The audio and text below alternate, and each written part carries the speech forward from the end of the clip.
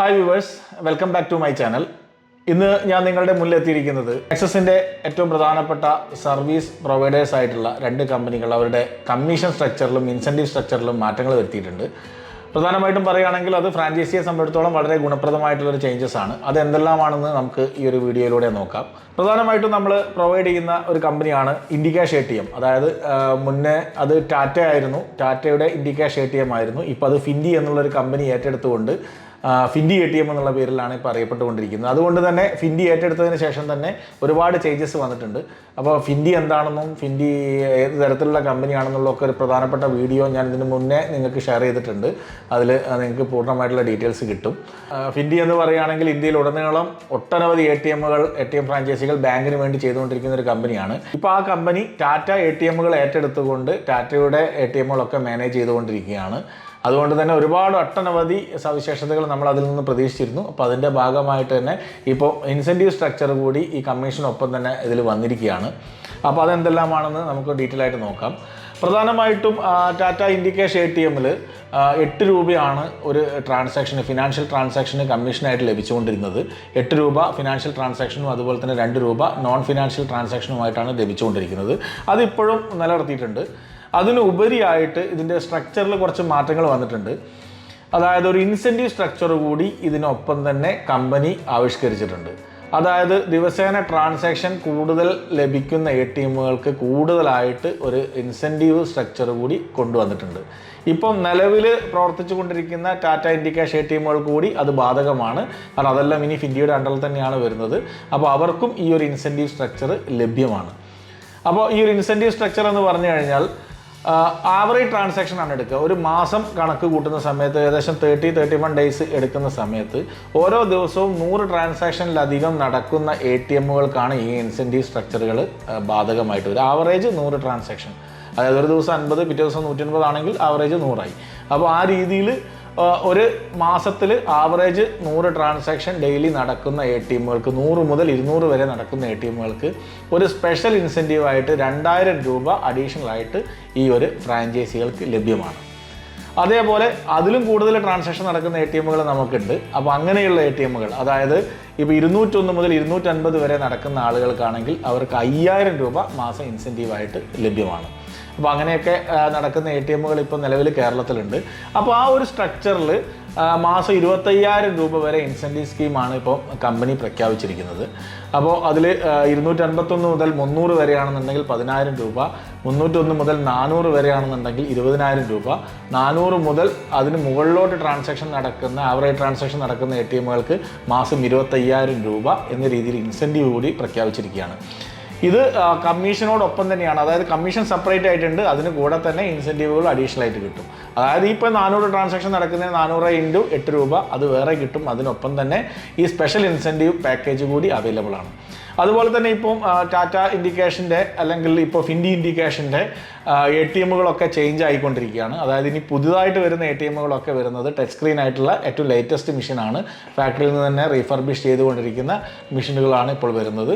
അപ്പോൾ അതുകൊണ്ട് തന്നെ കുറേ ഹെഡേക്ക് ഫ്രീ ആയിട്ടുള്ള കുറേ മെഷീൻസും കാര്യങ്ങളും ഒക്കെയാണ് ഇനി വരാൻ പോകുന്നത്. അതോടൊപ്പം തന്നെ ഇപ്പോൾ നിലവിലുള്ള ടാറ്റ ഇൻഡികാഷ് ATMകൾ പ്രൊവൈഡ് ചെയ്തിരിക്കുന്ന ആളുകൾക്ക്, ഫ്രാഞ്ചൈസികൾക്ക്, അവരെടുത്തിരുന്ന ആളുകൾക്ക് അവരുടെ എക്സിസ്റ്റിംഗ് ആയിട്ടുള്ള മെഷീൻ മാറ്റുന്നതിനുള്ള ഓപ്ഷനും കൂടി ഇപ്പോൾ കമ്പനി അവതരിപ്പിച്ചിട്ടുണ്ട്. അപ്പോൾ അങ്ങനെയുള്ള നമ്മുടെ എക്സിസ്റ്റിംഗ് ഫ്രാഞ്ചൈസികളും നമ്മളെ കോൺടാക്ട് ചെയ്യുക, അതിന് വേണ്ട സൗകര്യങ്ങളും കമ്പനി ചെയ്തു തരാമെന്ന് ഉറപ്പ് നൽകിയിട്ടുണ്ട്. അപ്പോൾ ഇത്തരം മാറ്റങ്ങളാണ് വന്നിരിക്കുന്നത്. അതോടൊപ്പം തന്നെ ATM വിഡ്രോവലിനൊപ്പം തന്നെ ഇപ്പോൾ QR വിഡ്രോവൽ കൂടി ഉടൻ തന്നെ ഫിൻഡി ഇൻഡികാഷ് ATMകളിൽ അവതരിപ്പിക്കപ്പെടാൻ പോവുകയാണ്. അപ്പോൾ അതും കസ്റ്റമറെ സംബന്ധിച്ചിടത്തോളം അതുപോലെ തന്നെ ഫ്രാഞ്ചൈസിയെ സംബന്ധിച്ചിടത്തോളം വളരെ ഉപകാരപ്രദമായിട്ടുള്ള ഒരു കാര്യമായിട്ട് മാറും. അപ്പോൾ ഇതാണ് ഇൻഡികാഷ് ATMൽ വന്നിരിക്കുന്ന ചേഞ്ചസ്. കമ്മീഷനൊപ്പം തന്നെ ഇൻസെൻറ്റീവ് സ്കീമുകൾ കൂടി അവതരിപ്പിക്കപ്പെട്ടു എന്നുള്ളതാണ് ഇതിനുള്ള പ്രധാനമായിട്ട് വന്നിരിക്കുന്ന മാറ്റം. ഇനി രണ്ടാമതായിട്ട് EPS ATM, EPS ബാങ്ക്സ് എന്നൊരു ATM കൂടി നമ്മൾ പ്രൊവൈഡ് ചെയ്യുന്നുണ്ട്. അതായത് ഇന്ത്യയിൽ അതിന് വിശദമായിട്ടുള്ളൊരു വീഡിയോ മുൻപ് ഞാൻ ചെയ്തിട്ടുണ്ട്. അപ്പോൾ അതൊന്ന് നോക്കിക്കഴിഞ്ഞാൽ അതിൻ്റെ ഡീറ്റെയിൽസ് നിങ്ങൾക്ക് കിട്ടുന്നതാണ്. അപ്പോൾ ഇന്ത്യയിൽ വൈറ്റ് ലേബൽ ATM കൊടുക്കാൻ പെർമിഷനുള്ള കമ്പനികളിൽ ഒരു പ്രധാനപ്പെട്ട കമ്പനിയാണ് EPS ബാങ്ക്സ് എന്നുള്ള ഒരു ATM.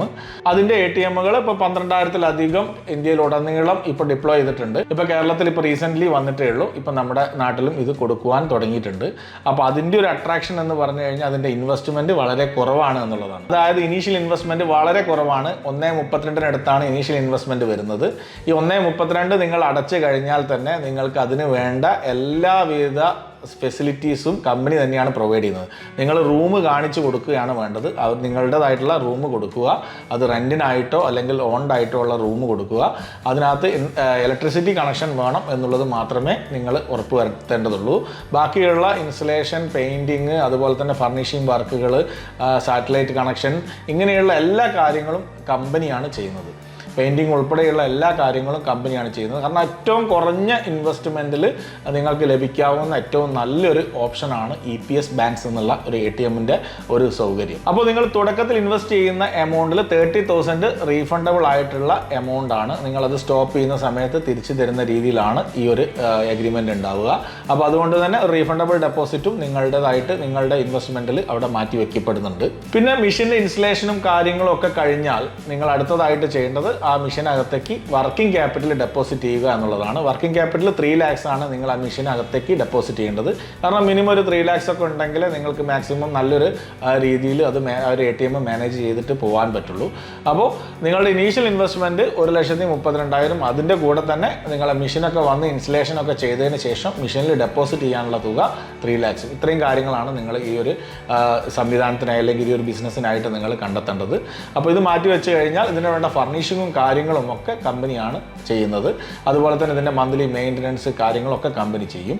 അപ്പോൾ ഇതിന് മുമ്പ് ഒരു പ്രശ്നമുണ്ടായിരുന്നു. അതായത് കമ്പനി എല്ലാ മാസവും 5,000 rupees വെച്ച് കമ്പനി ഫ്രാഞ്ചൈസിയിൽ നിന്ന് ഈടാക്കുന്നൊരു പ്രശ്നം ഉണ്ടായിരുന്നു.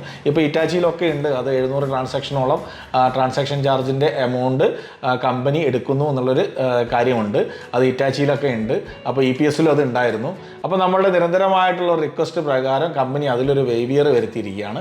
ഇപ്പോൾ ആവറേജ് ട്രാൻസാക്ഷൻ ഒരു ഡെയിലി ഒരു 80 ട്രാൻസാക്ഷനോളമുള്ള ATMകളിൽ മന്ത്ലി 5,000 എന്നുള്ളൊരു എമൗണ്ട് അവർ എടുക്കുന്നില്ല.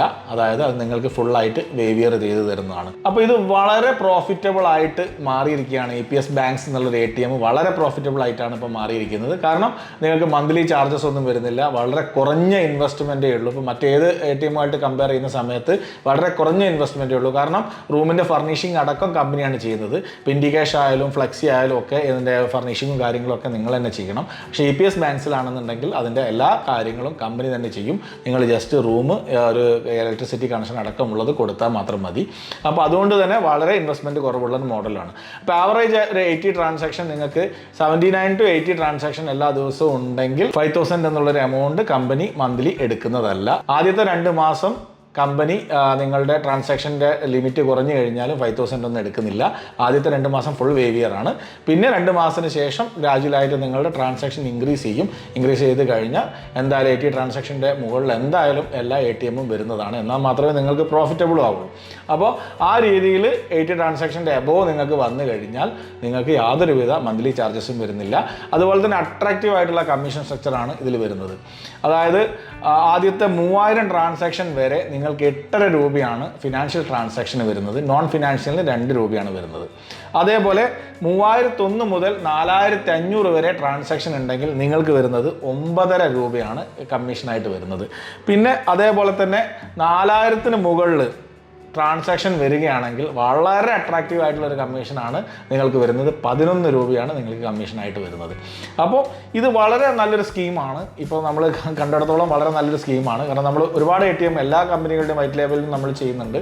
ഇപ്പോൾ EPS അവരുടെ ഒരു പ്രചരണാർത്ഥം എന്ന് തന്നെ തോന്നാം. അതായത് കേരളത്തിൽ മാക്സിമം ഡിപ്ലോയ് ചെയ്യാൻ വേണ്ടിയിട്ട് ATM ഡിപ്ലോയ് ചെയ്യാൻ വേണ്ടിയിട്ട് നല്ലൊരു സ്കീമിലേക്കാണ് കൊണ്ടുവന്നിരിക്കുന്നത്. അതായത് ഫർണിഷിംഗ് അടക്കമുള്ള എല്ലാ കാര്യങ്ങളും ATM ഇൻസ്റ്റലേഷനും ഒക്കെ അവർ തന്നെ ചെയ്യും. അതോടൊപ്പം തന്നെ നല്ലൊരു അട്രാക്റ്റീവ് കമ്മീഷൻ സ്കീം കൂടി ഇപ്പോൾ അവതരിപ്പിച്ചിട്ടുണ്ട്.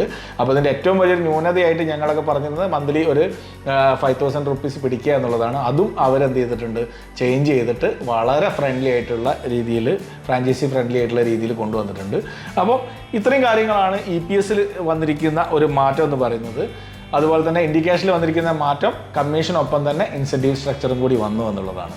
അപ്പോൾ നിങ്ങൾ നോക്കുക, നിങ്ങൾക്ക് സ്വകാര്യമായിട്ട് റൂം ഉണ്ടെങ്കിൽ അല്ലെങ്കിൽ റെൻറ്റിനായിട്ടോ അല്ലെങ്കിൽ സ്വന്തമായിട്ടോ ഉള്ള റൂം ഉണ്ടെങ്കിൽ ഒരു 35 മുതൽ 70 സ്ക്വയർ ഫീറ്റ് വരെ സ്പേസ് നിങ്ങൾക്കുണ്ടെങ്കിൽ നിങ്ങൾക്ക് സുഖമായിട്ട് ഈ ഒരു ATM ബിസിനസ് തുടങ്ങാം.